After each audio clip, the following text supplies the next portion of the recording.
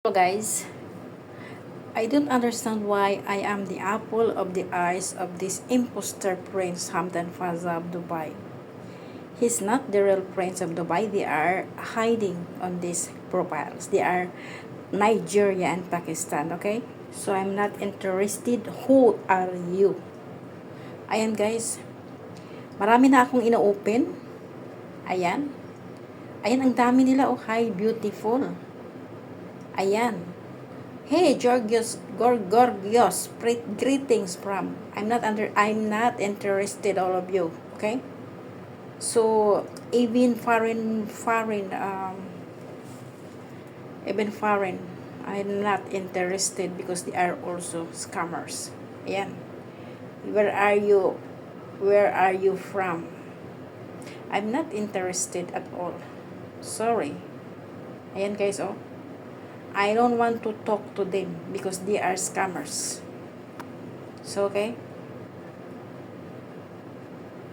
Pati itong Karina Miller, ang scammers guys, kahit saan sila. Kaya ako hindi na ako naniniwala kahit isa sa kanila. Ang dami ko nang ino-open ng mga messages. I'm not replying. Okay? If I reply, after that, I block. Like this one. This one I didn't reply. I didn't accept, but take a look. Wala nang mga profile picture. Yan. Yan. Ula Amor. Yang Ula Amor is ano yan Europe. My God. Tignan nyo guys, nangawala na yung mga profile nila. So, I'm not interested at all. Yan.